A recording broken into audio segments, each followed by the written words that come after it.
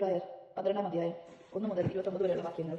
ഇത് ശിക്ഷണം. നമുക്ക് ചുറ്റും സാക്ഷികളായ വലിയ സമൂഹമുള്ളതിനാൽ നമ്മെ വിഷമിക്കുന്ന ഭാരവും പാപവും നമുക്ക് നീക്കിക്കളയാം. നമുക്കായി നിശ്ചയിച്ചിരിക്കുന്ന ഈ ഓട്ടപ്പന്തയം സ്ഥിരോത്സാഹത്തോടെ നമുക്ക് ഓടിത്തീർക്കാം. നമ്മുടെ വിശ്വാസത്തിന്റെ നാഥനും അതിനെ പൂർണ്ണതയിൽ എത്തിക്കുന്നവനുമായ യേശുവിനെ മുന്നിൽ കണ്ടുകൊണ്ട് വേണം നാം ഓടാൻ. അവൻ തനിക്കുണ്ടാവുന്ന സന്തോഷം ഉപേക്ഷിച്ച് അപമാനം പകവയ്ക്കാതെ കുരിശ് ക്ഷമയോടെ സ്വീകരിച്ചു. ദൈവസിംഹാസനത്തിന്റെ വലതുഭാഗത്ത് അവൻ അവരോധിക്കപ്പെടുകയും ചെയ്തു. ആകാരം മനോധൈര്യം അസ്തമിച്ചു. നിങ്ങൾ തളർന്നു പോകാതിരിക്കാൻ വേണ്ടി അവൻ തന്നെ എതിർത്ത പാപങ്ങളിൽ നിന്ന് എത്രമാത്രം സഹിച്ചെന്ന് ചിന്തിക്കുവിൻ. പാപത്തിനെതിരായുള്ള സമരത്തിൽ നിങ്ങൾക്ക് ഇനിയും രക്തം ചെയ്യേണ്ടി വന്നിട്ടില്ല. നിങ്ങളെ പുത്രന്മാരാണെന്ന് അഭിസംബോധന ചെയ്തുകൊണ്ടുള്ള ആ ഉപദേശം നിങ്ങൾ മറന്നുപോയോ? എന്റെ മകനെ, കർത്താവിന്റെ ശിക്ഷണത്തെ നീ നിസ്സാരമാക്കരുത്. അവൻ ശാസിക്കുമ്പോൾ നീ നഷ്ടധൈര്യനാകുകയുമരുത്. താൻ സ്നേഹിക്കുന്നവന് കർത്താവ് ശിക്ഷണം നൽകുന്നു. മക്കളായി സ്വീകരിക്കുന്നവരെ പ്രഹരിക്കുകയും ചെയ്യുന്നു. ശിക്ഷണത്തിന് വേണ്ടിയാണ് നിങ്ങൾ സഹിക്കേണ്ടത്. മക്കളോട് എന്ന പോലെ ദൈവം നിങ്ങളോട് പെരുമാറുന്നു. പിതാവിന്റെ ശിക്ഷണം ലഭിക്കാത്ത 7 മക്കളാണുള്ളത്. എല്ലാവർക്കും ലഭിക്കുന്ന ശിക്ഷണം നിങ്ങൾക്ക് ലഭിക്കാതിരുന്നാൽ നിങ്ങൾ മക്കളല്ല, ജാരസന്തതികളാണ്. ഇതിനും പുറമെ നമ്മെ തിരുത്തുന്നതിന് നമുക്ക് ഭൗമിക പിതാക്കന്മാരുണ്ടായിരുന്നു. നാം അവരെ ബഹുമാനിക്കുകയും ചെയ്തു. അങ്ങനെയെങ്കിൽ നാം മക്കളുടെ പിതാവിന് വിധേയരായി ജീവിക്കേണ്ടതില്ലേ?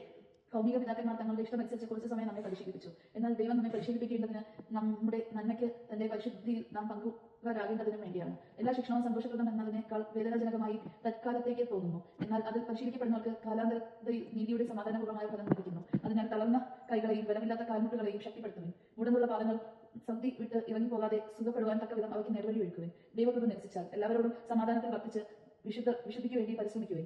വിശുദ്ധി കൂടാതെ ആർക്കും കർത്താവിനെ ദർശിക്കാൻ സാധിക്കുകയില്ല. ദൈവകൃപ ആർക്ക് നഷ്ടപ്പെടാതിരിക്കാൻ ശ്രദ്ധിക്കുവിൻ. വിദ്വേഷത്തിന്റെ പേര് വളർന്ന് ഉപദ്രവം ചെയ്യാതിരിക്കാൻ സൂക്ഷിക്കുവിൻ. വിദ്വേഷം മൂലം പലരും അശുദ്ധരായി തീരുന്നു. ഒരു നേരത്തെ ഭക്ഷണത്തിന് വേണ്ടി തന്റെ കടന്നൽ പുത്രസ്ഥാനം വിറ്റ ഏസാവിനെ പോലെ ആരും അസന്മാർഗിയോ അധാർമികനോ ആകരുത്. പിന്നീട് അവകാശം പ്രാപിക്കാൻ ആഗ്രഹിച്ചപ്പോൾ അവൻ തിരസ്കരിക്കപ്പെട്ടുവെന്ന് നിങ്ങൾക്ക് അറിയാമല്ലോ. കണ്ണീരോടെ അവൻ അത് ആഗ്രഹിച്ചില്ലെങ്കിലും അനുദപിക്കാൻ അവൻ അവസരം ലഭിച്ചില്ല. സ്പർശിക്കാവുന്ന വസ്തുവിനെയോ എരിയുന്ന അഗ്നിയോ അന്ധകാരത്തെയോ കാർമേഘത്തെയോ ചുഴലിക്കാറ്റിനെയോ കാഹളത്തിനെയോ ഇനി അരുത് എന്ന് കേട്ടവരെ കൊണ്ട് പറയിക്കുന്ന വാക്കുകളുടെ മുഴക്കത്തെയോ അല്ല നിങ്ങൾ സമീപിക്കുന്നത്. മലയെ സമീപിക്കുന്നത് ഒരു മൃഗമാണെങ്കിൽ പോലും അതിനെ കല്ലെറിയണം എന്ന കൽപ്പന അവർക്ക് ദുസ്സഹമായിരുന്നു.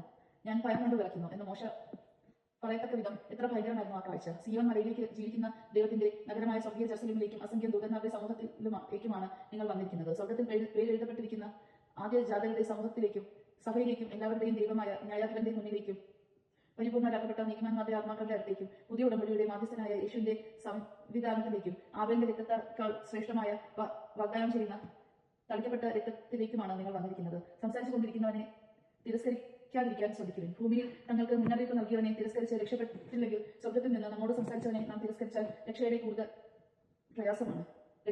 പ്രയാസമാണ്. അന്ന് അവന്റെ സ്വരം ഭൂമിയെ ഇളക്കി. എന്നാൽ ഇനി ഒരിക്കൽ കൂടി ഞാൻ ഭൂമിയെ മാത്രമല്ല ആകാശത്തെ ഇളക്കുമെന്ന് ഇപ്പോൾ അവൻ വാഗ്ദാനം ചെയ്തിരിക്കുന്നു. ഇനി ഒരിക്കൽ കൂടി എന്ന പ്രയോഗം സൂചിപ്പിക്കുന്നത് ഇളക്കപ്പെട്ടവ സൃഷ്ടിക്കപ്പെട്ടവ നീക്കം ചെയ്യപ്പെടുമെന്നാണ്. ഇളക്കപ്പെടാൻ പാടില്ലാത്തത് നിലനിൽക്കാൻ വേണ്ടിയാണിത്.